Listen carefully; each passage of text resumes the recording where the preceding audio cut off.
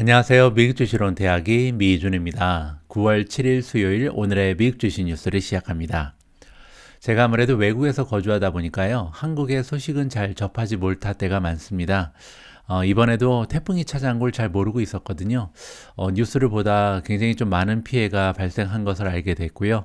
이 방송을 함께 해주시는 미준 패밀리 여러분들, 여러분들의 가족, 친지분들, 그리고 지인분들에게 많은 피해가 없었으면 하는 바람을 가지고 있습니다. 한국뿐만 아니라 최근 들어서 세계 곳곳에서 기상 변이가 많이 발견이 되고 있습니다. 제가 지내고 있는 영국만 해도요, 사실 여름철에도 비가 연중 굉장히 많이 내리는 나라거든요. 그런데 최근 들어서 한 달 동안 가뭄이 일어났었습니다. 8월 내내 거의 비가 오지 않았거든요. 그러면서 최고 온도가 40도까지 올라가는 굉장히 특이한 현상도 나타났었고요. 그래서 오히려 9월 들어서 지금 며칠째 비가 내리고 있는데 이런 예전의 모습을 보이는 게 다행이다 싶을 정도로 최근 들어서 이상한 날씨가 많이 이어지고 있습니다. 우리가 살아가는 지구가 어떻게 보면 병들은 것 같은데요. 앞으로 전기차의 보급이 확산되면서 다시 건강한 모습을 좀 찾았으면 좋겠다라는 예전에는 없었던 그런 바람도 하게 됩니다. 자, 9월 7일 보내드리는 오늘의 미국 주식 뉴스 바로 시작합니다. 자, 오늘 방송에서도 미국 증시의 마감 시황부터 체크하겠습니다. 자, 월요일은 쉬고 화요일 날 다시 재개가 됐었는데요. 화요일 날 미국 증시 모습은 그렇게 좋지 않았습니다. 다우존스가 마이너스 0.55%, S&P 500이 0.41% 빠졌고요. 나스닥이 0.74% 가라앉으면서 시장이 마감됐습니다. 자, 성장 주식들의 성적표도 보면요. 펠로톤이 7.94%나 가라앉았고요. 유니티 소프트웨어 5.2% 빠졌습니다. 데이터독이 4.76%, 누홀딩즈가 4.45% 마이너스고요. 텔라독이 3.81%, 코인베이스 마이너스 3.8, 바이두가 마이너스 3.68, 루시드가 3.63% 떨어지면서 시장을 마감했습니다. 올라간 종목도 좀 보면요. 알람닷컴이 3.26%, 퍼시픽 바이오 3.01% 올라갔고요. 오픈도어가 플러스 2.68, 인바이테가 플러스 2.54, SQM이 플러스 2.39, 버진 갤럭틱이 플러스 2.27, 그리고 레모네이드 2.19% 올라가면서 시장을 마감했습니다. 자, 메가테크 기업들의 성적표도 보면요. 어제 주가의 흐름이 가장 좋지 않았던 메가테크 기업은 넷플릭스입니다. 3.41%나 빠졌고요. 엔비디아 마이너스 1.33, 메타 플랫폼즈 마이너스 1.11, 구글이 1.10% 빠졌고요. 아마존이 마이너스 1.10, 마이크로소프트 마이너스 1.10, 애플이 마이너스 0.82, 그리고 메가테크 기업들 중에서 유일하게 테슬라만 1.56% 상승하는 모습을 보였습니다.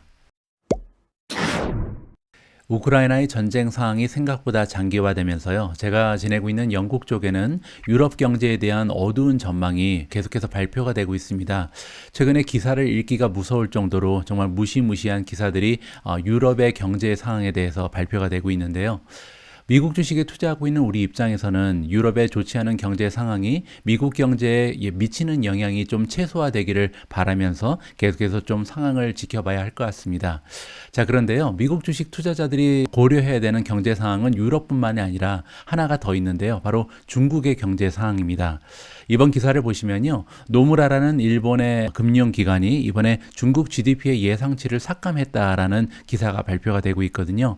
자, GDP 포캐스트를 2.7%로 하향 조정했습니다. 불과 한 달 전만 해도 2.8%를 기록했었는데요. 자, 이러면서 노무라는 올해 들어서만 두 번 연속으로 GDP 예상치, 중국이 어느 정도 GDP가 성장할지 이 부분을 두 번이나 하향 조정했다. 이렇게 보시면 되고, 엎친 데 덮친 격으로 최근 들어서 다시 코로나 바이러스가 중국 쪽에 기승을 부리고 있습니다. 그래서 여러 개의 도시에서 그 중에는 이제 테크의 중심지인 센첸도 있는데요. 센첸을 비롯한 여러 가지 주요 도시들이 지금 또 강력한 코비드 바이러스를 막기 위한 정책을 시행하고 있다라고 발표가 되고 있습니다. 최근 들어서 확진자 수가 다시 늘고 있다. 이런 소식이 들리고 있거든요. 자, 우리가 이렇게 유럽 쪽과 마찬가지로 중국 쪽의 경제 상황에 대해서 관심을 가져야 되는 이유는요. 중국의 경제 규모 때문입니다. 지금 보시는 것처럼 지금 GDP 랭킹을 보면요. 미국이 20.49조 달러로 1위를 차지하고 있고 그 뒤를 이어서 중국의 경제 규모가 무려 13.4조 달러에 이르거든요. 전 세계에서 두 번째로 경제 규모가 큰 나라가 중국이고 만약에 중국이 장기적으로 경제 공황에 빠진다거나 굉장히 좀 커다란 침체를 맞이하게 되면요. 아무래도 글로벌 경제에 미치는 영향이 굉장히 커다랗다라고 생각할 수밖에 없습니다. 발원제에서 나온 기사를 보시면 자, 차이나 리스크를 모니터해야 되는 8가지 주식이라는 제목의 기사가 있었는데요. 자, 여기서 얘기하는 것도 마찬가지입니다. 중국의 경제가 지금 둔화되는 모습을 보이고 있고 거기에 코비드 록다운이 굉장히 좀 강력하게 시행이 되고 있잖아요. 그래서 지정학적인 리스크를 고려해야 되는 여러 가지 주식이 있다. 그래서 여기에 나와 있는 주식들의 전망이 앞으로 중국의 향방에 의해서 결정될 가능성이 있다라는 내용의 기사입니다. 자, 어떤 주식들이 등장을 하냐면요. 텍사스 인스트루먼츠는 전체 매출의 55%가 중국에서 온다라고 합니다. 에이버리 데니슨이 19%고요. 듀퐁이 18%, 나이키도 보입니다. 18%, 워터즈 17%, 오티스라는 승강기를 만드는 기업이죠. 16%, 테라다인이 15%, 애플이 15%의 매출을 중국에 의존하고 있다. 하지만 여기에 등장하고 있는 종목들 말고요. 정말로 중국의 의존도가 훨씬 더 큰 기업들이 많이 있는데 바로 반도체 기업들입니다.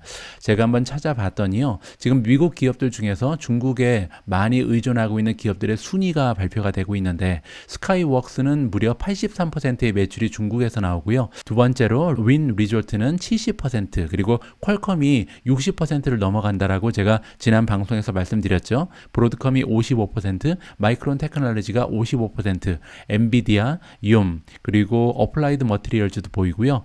밑에 내려가시면 램 리서치, 인텔 등의 기업들이 아무래도 중국 매출에 굉장히 좀 의존하는 경향이 있다는 것을 우리가 좀 기억을 해야 될 것 같습니다. 따라서 반도체 기업들의 전망이 당분간 단기적으로는 굉장히 어려울 수 있다는 점을 여러분들과 공유하고 싶고요.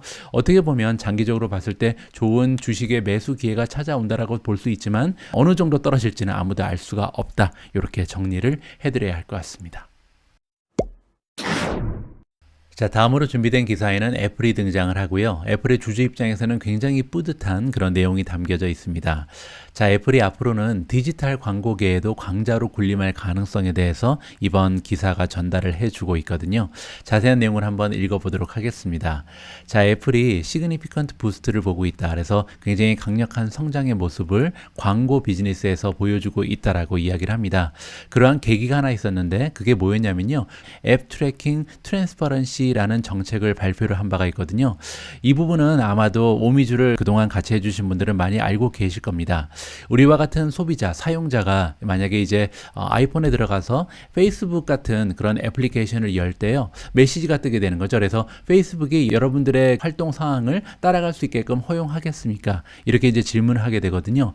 그러면 아무래도 우리와 같은 사용자 입장에서는 우리의 개인정보를 보호하기 위해서 노를 클릭할 가능성이 굉장히 높게 되는 거죠.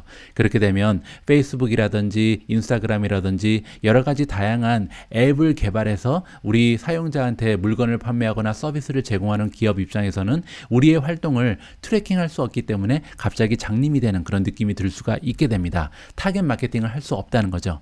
자, 그러한 정책이 1년 전에 발표가 된 바가 있잖아요. 자, 그리고 나서 애플의 광고는 오히려 굉장히 좀 큰 폭으로 발전을 하고 있다. 이렇게 우리가 정리를 해볼 수가 있습니다. 이번 소식은요. 앱수머라는 리서치 기관, 마케팅 컨설팅 기관에서 발표를 해줬다. 이렇게 보시면 될 것 같고요. 자, 이번 리포트의 내용을 조금 더 살펴봐야 할 것 같습니다. 자, 이번 리포트는요. 온라인 광고의 지출 현황을 살펴봤다라고 나와 있고요. 그 대상이 된 기업은 100개 정도의 컨슈머, 우리와 같은 소비자를 대상으로 하는 애플리케이션 컴퍼니를 대상으로 했다라고 합니다.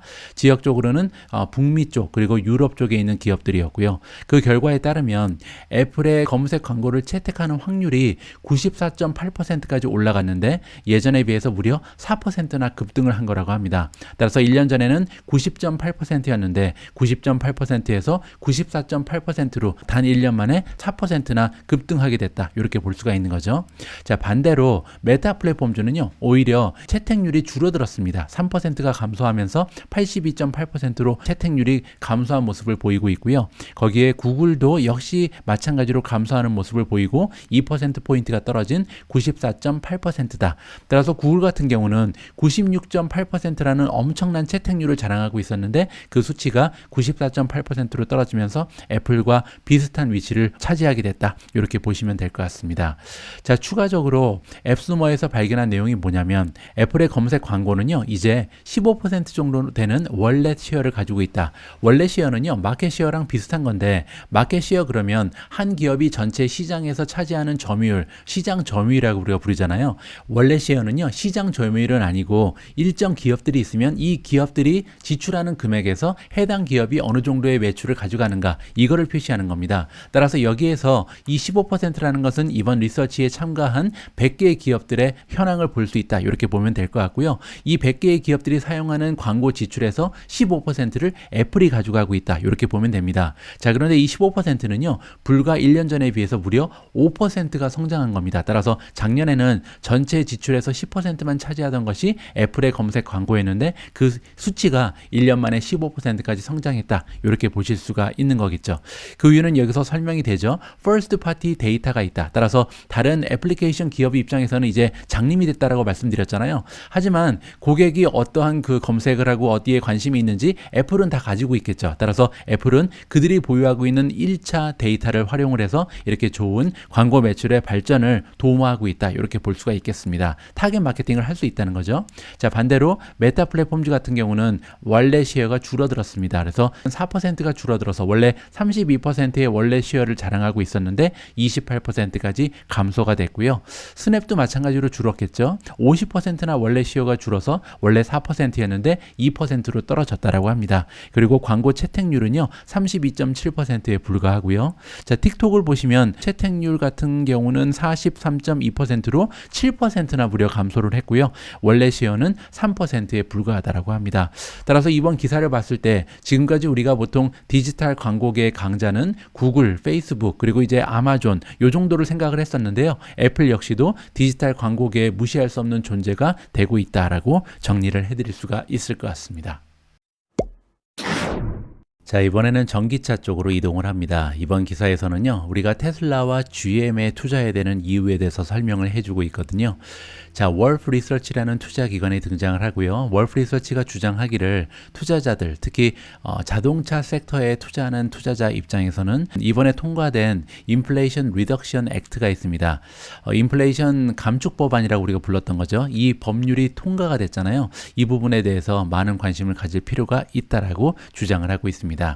애널리스트의 이름은 로드 라체고요. 그와 그의 팀은 믿고 있다. 자, 뭐를 믿고 있냐면 잠재력이 무궁무진하다는 거죠. 그래서 이번 법안이 통과됨으로 인해서 밸류 체인이 바뀔 수도 있다. 따라서 기업의 투자 가치까지 변화시켜 줄 수 있는 엄청난 일이다라고 이야기를 해주고 있고요. 또한 우리가 생각하는 것보다 훨씬 더 빨리 전기차의 보급이 확산될 가능성까지도 우리가 생각을 해봐야 된다라고 이야기를 들려주고 있습니다. 자, 그리고 굉장히 중요한 것은 뭐냐면 이번에 새롭게 법률이 통과가 되면서 테슬라 그리고 제너럴 모터즈가 특히 많은 혜택을 얻을 것이다 라고 주장을 합니다. 자, 우리가 믿기로는 이번에 이 법안이 통과된 것은요, 사람들이 잘 인식을 못하고 있다. 그래서 굉장히 커다란 잠재력이 있는 그런 법률이 통과가 된 건데 사람들이 아직 이해를 잘 못하고 있다. 이렇게 얘기하고 있는 거고요. 자, 우리가 전망하기로는 2025년까지 미국 정부는 아마도 직접적으로 인센티브를 줄 건데 GM한테 주는 돈만 한 120억 달러 정도가 될 거다. 그래서 GM 그리고 GM을 이용하는 고객들한테 이 정도의 인센티브가 주어질 거고요. 자, 테슬라 경우도 만만치 않습니다. 테슬라를 사는 그 고객 입장에서는 한 110억 달러 정도의 인센티브를 받게 될 것이다라고 전망을 하고 있습니다. 자, 그렇게 되면요, 이 자동차 기업들의 수익성에 엄청나게 좋은 효과를 발휘하게 될 것이다라고 주장을 합니다. 자, 110억 달러 정도가 어느 정도의 가치가 있는지 우리가 좀 살펴보기 위해서요, 테슬라에 잠깐 가보도록 하겠습니다. 자, 밑으로 쭉 내려가시면 테슬라가 1년 동안 만들어내는 순이익을 우리가 볼 수가 있거든요. 자, 어디에 있냐면요, 여기에 있을 것 같습니다.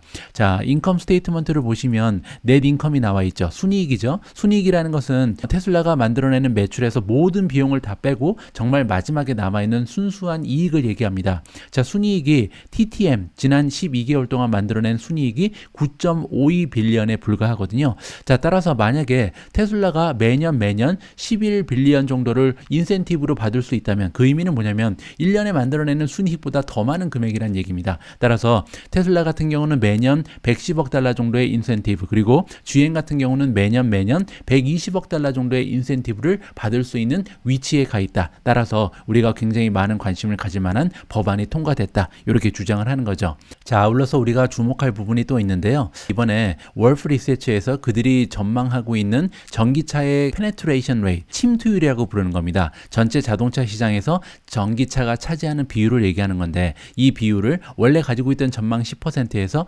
20%로 상향 조정했습니다. 자, 그 얘기는 2025년이 되면 미국에서 판매되는 전체 자동차 100대 중에 20대는 전기차가 될 것이다. 이렇게 전망을 하는 거죠. 자, 그리고 글로벌 침투율은요, 17.5%가 기존에 가지고 있었던 침투율이었는데 이번에 22%로 상향 조정했습니다. 자, 이렇게 큰 폭으로 전기차 보급의 침투율을 올려준 이유 중에 하나가 이번에 발표된 인플레이션 감축 법안이다. 이렇게 보시면 되고요. 참고로 현재 전 세계 글로벌 전기차의 침투율은 6% 정도에 머물러 있는 상황입니다. 따라서 6%가 22%까지 올라간다면 시장의 규모가 3배 이상으로 급등할 수 있는 그런 잠재력이 남아 있는 거죠. 자, 제너럴 모터즈는 지금 목표 주가가 $50가 주어지고 있고요. 테슬라 같은 경우는 아웃퍼폼 매수 의견을 받고 있고 목표 주가는 $360입니다. 만약에 지금 주가에서 360까지 올라간다면 1년 내에 30% 이상 주가가 급등할 수 있는 주식이 테슬라다. 이렇게 주장을 하고 있는 것 같습니다. 자, 테슬라 이야기가 나온 김에요. 니오라는 기업 관련해서 굉장히 흥미로운 기사가 발견돼서 여러분들께 들려드리고자 합니다. 자, 기사의 제목을 보시면 니오가 런칭을 했다. Augmented Reality Glasses, 증강현실 안경을 이번에 런칭했다라고 나와 있거든요.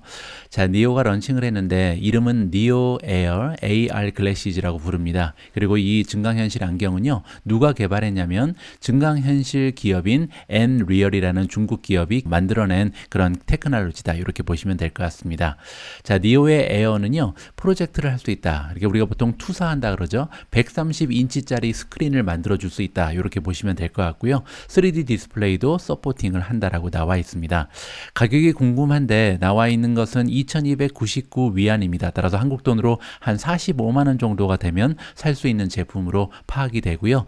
자, 어떤 모습인지 좀 찾아봤는데 이렇게 보시면 됩니다. 지금 운전석 말고 보조석인데요. 보조석에 앉아서 이렇게 영화를 볼 수 있는 정도의 그런 효과를 발휘한다. 이렇게 보시면 되고, 달러로는 $330라고 보시면 됩니다. 자, 그냥 겉으로 봐서는 일반 안경하고 별로 달라 보이진 않죠. 그런데 이 안경을 통해서 우리가 영화를 본다든지 여러 가지 엔터테인먼트를 즐길 수 있다. 이렇게 보시면 될 것 같고요. 자, 니오의 에어 AR 글래시즈 같은 경우는 차 안에서 사용하기 때문에 아무래도 실내에서 이렇게 좀 빛을 막고 하는 것보다는 어려운 환경이 있잖아요. 따라서 여기 보시는 것처럼 밝기는 조금 더 높게 조절을 했고, 그리고 뭐 성광이 나타나든지 이런 것도 막아주는 그런 기능을 가지고 있다라고 합니다. 더더욱 중요한 것은 뭐냐면요, 차 안에서 이렇게 즐겨야 하기 때문에 좀 흔들림이 있잖아요. 차 같은 경우는 흔들림을 막아주는 그런 기능도 탑재가 돼 있다라고 설명이 되어 있습니다. 자, 앞으로는요, 이렇게 차 안에서 증강현실을 이용하거나 아니면 가상현실을 이용해서 그 시간을 효과적으로 활용할 수 있는 길이 많이 열릴 것 같습니다. 그리고 나중에 자율주행이 보급이 된다면 이렇게 보조석에 앉아서 뿐만 아니라 운전석이 필요 없잖아요. 따라서 모든 사람이, 승차하고 있는 모든 사람이 차 안에서 보내는 이동 시간을 효과적으로 사용할 수 있는 그런 시대가 시작이 되고, 그렇게 되면 여기에서 주도적인 역할을 하는 기업들이 많은 매출을 창출할 수 있는 기회가 열린다라고 생각을 할 수가 있을 것 같습니다. 자, 이번에 출시된 니오의 에어 AR 글라스도 굉장히 신기하지만요, 제가 정말로 기다리고 있는 부분은 올해 말에 출시 예정인 애플의 증강현실 안경입니다. 나중에요, 이 니오랑 애플이 출시한 증강현실 안경의 성능을 비교해보는 것도 굉장히 재미가 있을 것 같습니다.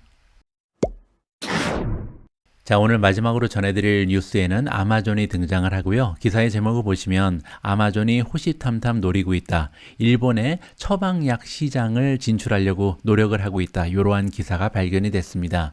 자, 니케이 뉴스페이퍼가 월요일날 보도하기를 아마존이 지금 기회를 기다리고 있는데요. 처방약 시장, 판매 시장을 들어가려고 일본에 있는 시장에 진출을 꾀하고 있다고 합니다. 자, 이번 소식은 프로젝트에 참여하고 있는 사람들의 말을 인용해서 니케이가 보도를 하고 있고요. 이커머스의 자이언트 아마존이 이번에 파트너십을 결성할 것이다. 그래서 중소형 약국 기업들과 파트너십을 결성해서 이 시장에 들어갈 것이다 라고 보도가 나오고 있습니다. 자, 그 이유가 설명이 되고 있는데 내년 2023년부터요. 일본에서는 일렉트로닉 프레스크립션이 허용이 된다라고 합니다. 전자 처방전이라고 부르는 건데요. 한국에서도 사실 이 전자 처방전의 허용을 놓고 많은 논의가 진행되는 것으로 파악이 되고 있거든요. 그런데 이제 일본에서는 사상 최초로 이 전자 처방전이 허용이 되고 내년부터는 사용이 된다. 이렇게 볼 수가 있는 거죠. 따라서 아마존은 이러한 시대적 변화의 추세에서 투자의 기회를 찾았다. 이렇게 우리가 정리를 해볼 수가 있고요. 사실 처방약 시장은 아마존이 처음으로 진출하는 것은 아닙니다. 왜냐하면 미국에서는요. 2018년에 아마존이 필팩이라는 기업을 인수하면서 아마존 약국이라는 새로운 비즈니스 모델을 탄생시켰거든요. 그리고 제가 볼 때 이 아마존 약국의 가능성은 굉장히 무궁무진합니다. 그 이유를 잠깐 설명드리면 예전에 이제 필팩을 인수할 때 2018년 기준으로요. 필팩이라는 기업이 한 명의 그 유저, 사용자로부터 기여받았던 매출이 무려 $5,000라고 합니다. 엄청난 숫자죠. 그러니까 한 명의 사용자가 매년 $5,000를 사용한다는 거죠. 필팩에서. 자, 그런데 여기에 아마존 프라임 멤버가 1년 동안 기여하는 매출이 나와 있는데 $1,300에 불과합니다. 따라서 아마존 프라임 멤버는 그 강점이 뭐냐면요. 전 세계에 2억 명이나 멤버를 가지고 있거든요. 이 2억 명이나 되는 아마존 프라임 멤버가 만약에 필팩을 이용할 수 있다면 그러면 이제 한 사람당 기여하는 매출이 $5,000 이상으로 껑충 뛰어오를 거 아니에요. 그렇게 되면 아마존의 매출은 기하급수적으로 상승할 수 있는 그런 계기가 마련이 되는 거죠. 따라서 지금 아마존은 굉장히 열심히 이 아마존 프라임 멤버가 필팩을 이용할 수 있도록 여러 가지 홍보 활동을 한다든지 물밑에서 많은 작업을 진행하고 있겠다라고 우리가 좀 기대를 해볼 수가 있을 것 같습니다.